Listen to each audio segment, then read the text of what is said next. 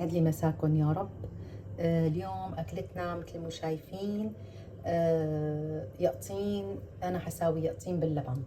عندي اليقطين، اليقطينة قطعتها وقشرتها وسويتها هيك مثل ما شايفين مكعبات بهذا الشكل، أو أنتم الشكل اللي بتحبوه. هي الأكلة بدها لحمة.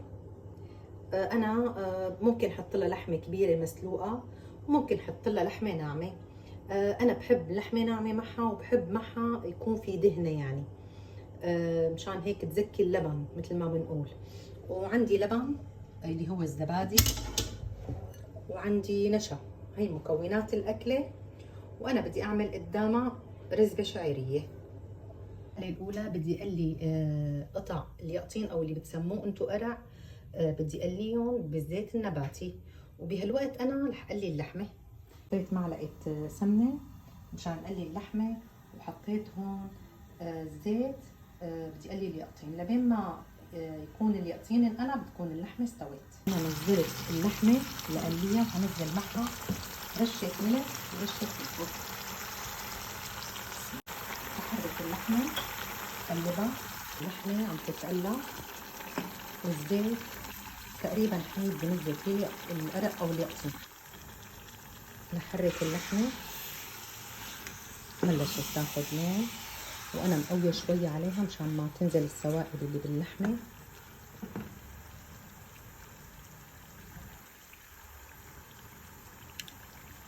ورح شوف اذا الزيت سخن مشان نزل القرع.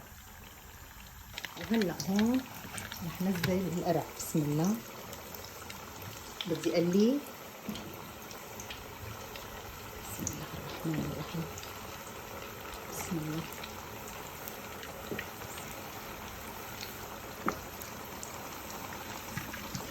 بسم الله.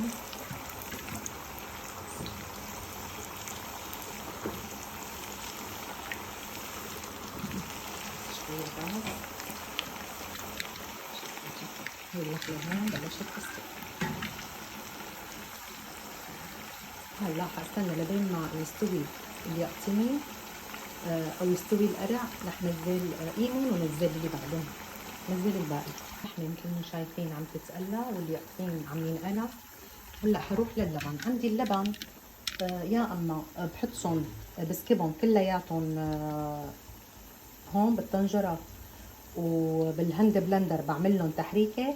يا اما هي الطريقه التقليديه القديمه، بحطهم بالمصفايه وبنزلهم.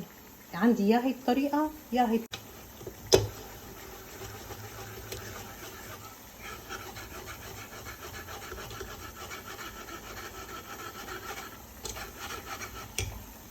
بسم الله الرحمن الرحيم.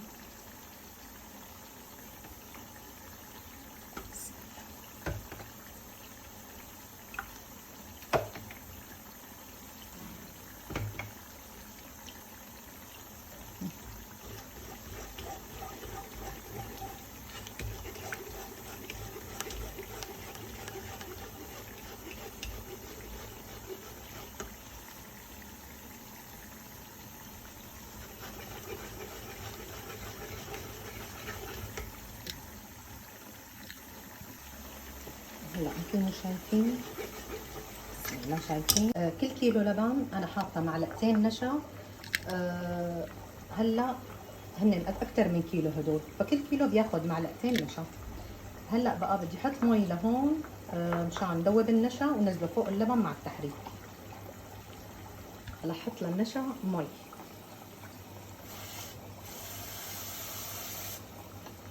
هلا حطيت لهم مي وبدي احرك. بسم الله الرحمن الرحيم. بسم الله.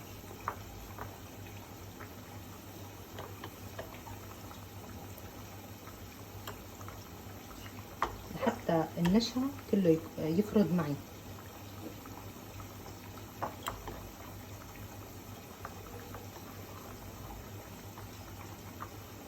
حتى ما يصفى عندي النشا كله يدوب.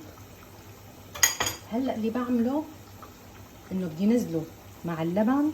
بسم الله الرحمن الرحيم. بس ما بحرك اللبن يعني، بسم الله حركهم. شايفين هلا انا حركتهم على البارد، لسه ما حطيته على النار، عم بستنى ليخلص اليقطين. طبعا سواء حركتهم هلا حركتهم تحريكه مشان يتجانسوا مع بعض، وخليتهم لبين ما كمل قلي اليقطين، لانه لسه بدي في عمليه سلق اليقطين بعد القلي، فمشان هيك لسه اللبن استنيت شوي ما حطيته على النار. وهلا اليقطين انا شايفته صار تمام، لحقيمه بسم الله. بسم الله الرحمن الرحيم.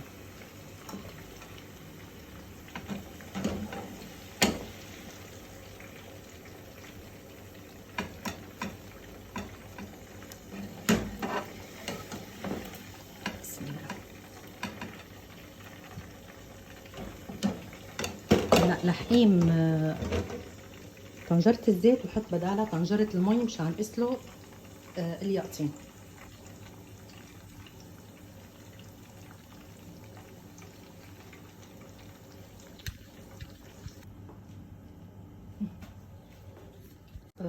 رجعت ضفت شوية مي لأنه لقيتهم مو مغمورين، وعم بستناهم ليغلوا ويستووا مشان قيمهم. أنا بهالأثناء هاي رح ساوي اللبن، بيكون هيك بيخلص معي اللبن، بيكون اليقطين صار بنزل اليقطين اللبن. بسم الله الرحمن الرحيم مع التحريك الدائم. هلا بقى بدي احط له بس يغلي، بحط له الملح. انا ما حكتر، برجع بدوق وبركز. حطيت هدول يعني. لا بقى حنزل اليقطين بسم الله الرحمن الرحيم، حنزله فوق اللبن. ما شاء الله مو متحمل ابدا ابدا. بسم الله الرحمن الرحيم. هون اليقطين مثل ما قلت لكم كثير طري، يعني ما شاء الله ما بيتحمل الغلوه.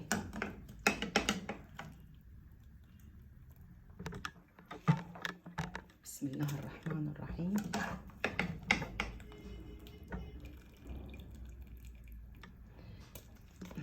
بسم الله. حنزل كل اليقطين بالماء.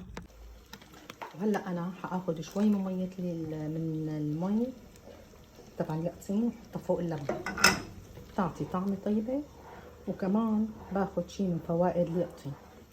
هلا بخليهم شوي يغلوا على النار، وبعدين بنزل اللحمه اللي هي اخر مرحله. هلا رح نزل اللحمه مع اللبن واليقطين. بسم الله الرحمن الرحيم. وخلي شوي زين فيهم الوش. بسم الله الرحمن الرحيم. هلا هي لما بتتشربك اللحمه مع اللبن بيعطي كتير طعمه طيبه.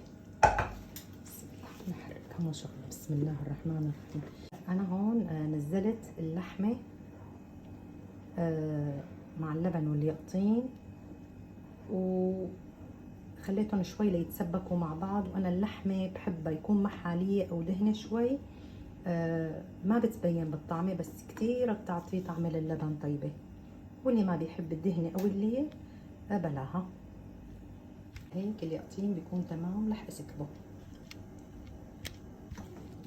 وهلا هيك عم بسكب اليقطين. بسم الله.